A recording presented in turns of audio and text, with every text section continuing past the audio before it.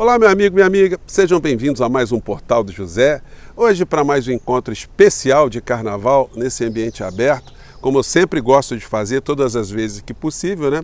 É legal poder compartilhar esses ambientes abertos assim para trazer um pouco mais de leveza em tempos que para você certamente são tempos muito normais, porque você acordou tarde porque ficou assistindo o desfile até ontem, ou você caiu na gandaia, ou você está se preparando para alguma atividade econômica, para ganhar algum dinheirinho, ou simplesmente você viajou, está no lugar bucólico e está agora no nosso Portal do José. Mas isso não são, essas questões não são direitos e não são privilégios para todas as pessoas, não.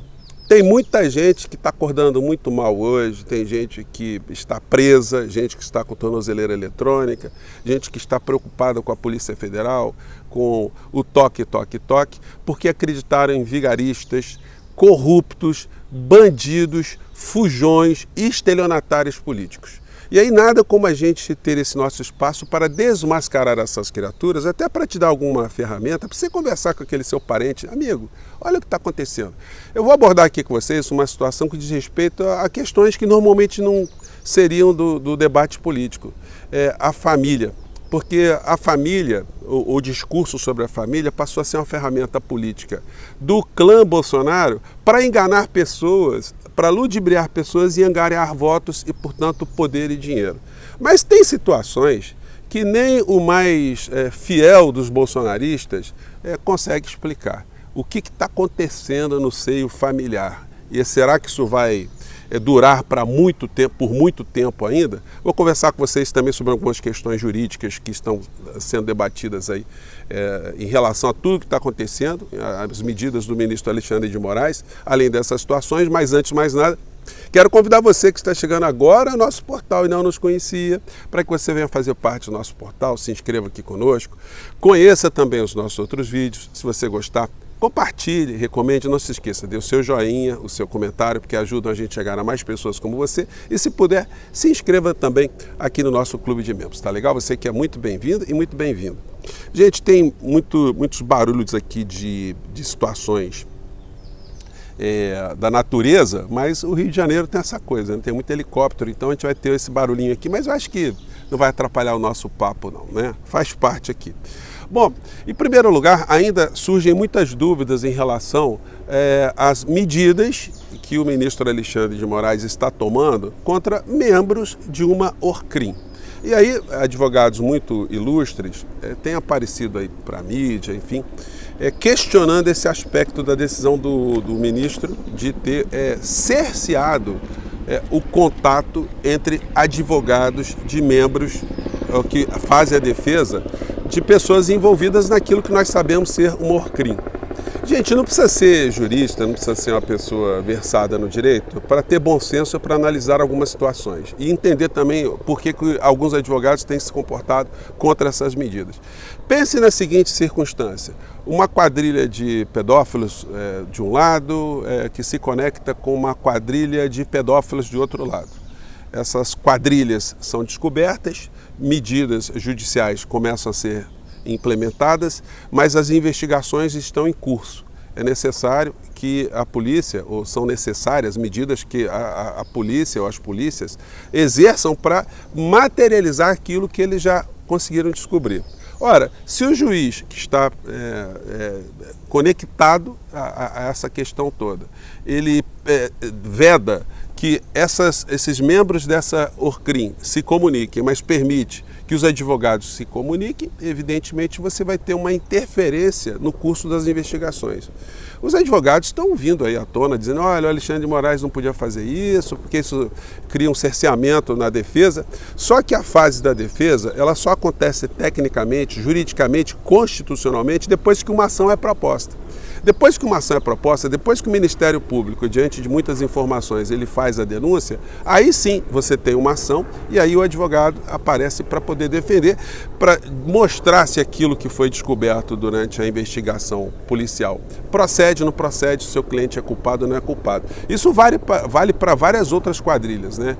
Imagine uma quadrilha também de tráfico de pessoas, ou tráfico de armas, ou quadrilhas que estejam envolvidas com o tráfico internacional de drogas. Ora, se o magistrado ele permite que os advogados dessas quadrilhas se comuniquem e, de fato, qualquer tipo de investigação ficará prejudicada, né? Então isso, evidentemente, a OAB fez uma solicitação, vejam só a expressão, né? Eles fizeram um pedido para que o ministro Alexandre de Moraes reconsidere da sua medida.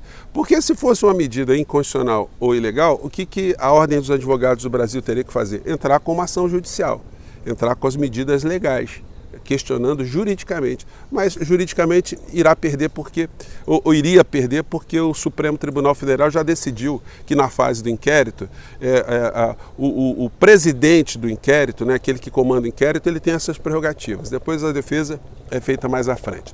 Bom, então eu acho que já deu para dar uma boa esclarecida nisso, e aí agora eu quero entrar aqui na outra frente, que é uma situação que diz respeito a essa aqui, na abertura do nosso papo aqui, né? A questão da família. Gente, hoje eu entrei aqui no X, né, no Twitter, do ex-presidente da República, o inelegível, e aí ele publica, né, ele fez assim, tanto é que é o seguinte, ele está usando a expressão cercadinho de mambucaba, né, que é uma ferramenta de espalhar, né, mentiras, que funciona de uma forma muito eficiente.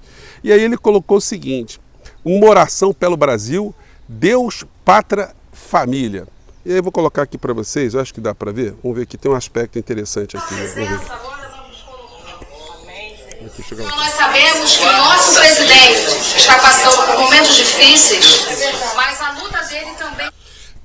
Então, o que a gente vê no meio dessa história aqui? Acho que na imagem aqui dá para vocês verem, né? Tem aqui a figura do inelegível aqui com camisa cor de abóbora e uma senhora ao fundo fazendo aqui orações, né?